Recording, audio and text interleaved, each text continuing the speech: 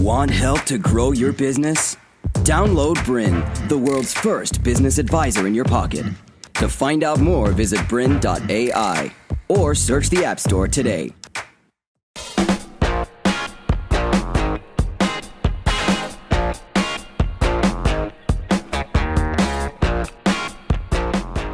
Welcome to the Young Entrepreneur Show, where we interview exceptional young entrepreneurs doing incredible things in business.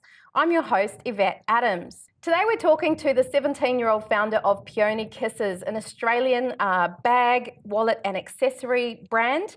The range is elegant, versatile and very stylish. It's the type of bag you would take on a first date, fashion show, Sunday brunch, shopping trip and more.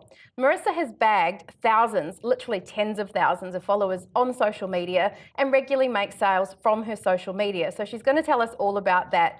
So welcome to the show, Marissa. Thank you. I love the name Payne Kisses. Tell me how you came up with that. I kind of just thought I really like peony flowers. I thought that a peony sort of aligns with what I was going for as an image. And then I thought I'd add the kisses at the end as well. So what came first, the name or the business idea? The business idea came first. Yeah. And how did you come up with the business idea? Was it just some shot of, creativity one day, or? I kind of just thought that was something I really wanted to do. And I sort of, I had the financial backup for it from working in retail part-time in year 9 and 10. Mm-hmm. And so I had the money to do it. So I was kind of just like, why not? Let's see where this goes.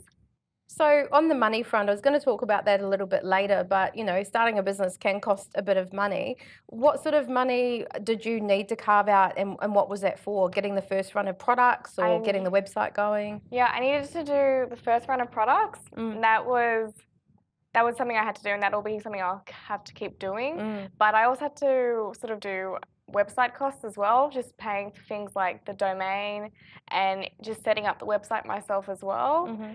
I had to pay for, and even like customs as well, duties and taxes there. So did you know how much you'd have to carve out? I mean, you say I had the money, so I thought I'd do it, but was the money more than you thought to get set up? I had a rough idea of how much it would cost, and I kind of, before I paid everything out, I planned and sort of got prices and quoting for everything. So right. I knew what I was getting into. So what were the first steps in getting started? So you're just starting to talk about it, the website, getting product, finding a manufacturer, I imagine? I would say I designed everything first, and that was on paper, and then I would sort of Photoshop it to make it look more like lifelike for my manufacturer, so they got a better idea for it.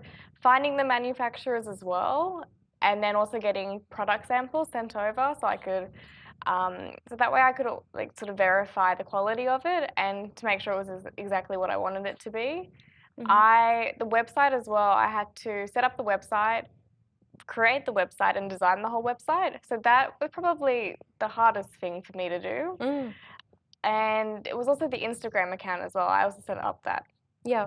So it sounds like you've got quite a lot of skills and quite a lot of creativity to do all of that. Did you learn those skills at school or just mucking around on Photoshop? How did you learn to do all that? My Photoshop skills I just sort of learned from playing with Photoshop over the last year or two.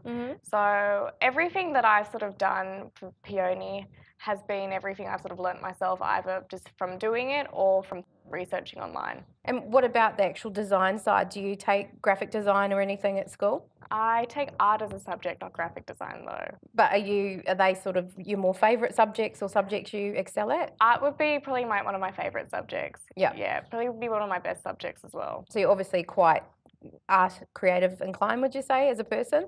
I would say I could probably go between. I wouldn't say I'm maths orientated though at all. Yeah, me too.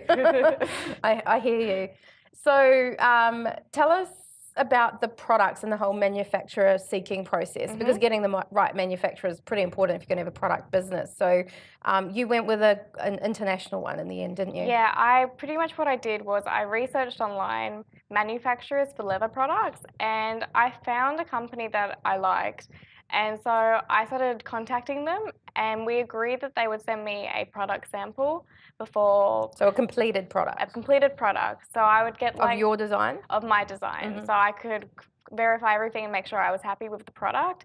And so we organised that, and they sent over the product to me, and that's when I was like, yep, it's everything I want, that's all good. Or if there was something that I didn't like, I could be like, no, can we change this, can we fix this? And then they would do that, and then that was all good. So that's how we confirm the product's quality as well. Did it take long? Was it, months of researching online, or how did you go about even finding that? I'm sure people watching that want to create their own product lines might be interested in that. I would say the process of actually finding the manufacturer to getting all the products here took maybe 2 to 3 months. So that was the longest thing to get going. Yeah.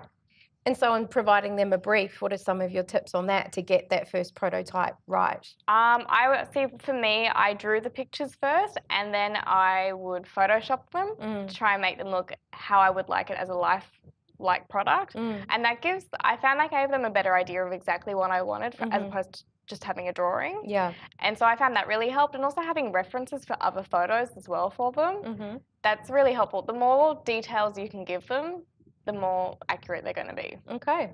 So let's look at some of the products. They're 100% leather. And do you want to disclose where you've ended up sourcing the products from? I actually got them from China. I would say with China, it's got a huge range of leathers and products. And I would say because it's close to Australia, it's a lot easier to sort of get them here, everything, and communicate with them in that way. And I find... To continue enjoying this presentation, download BRiN, the world's first business advisor in your pocket. To find out more, visit BRiN.ai or search the App Store today.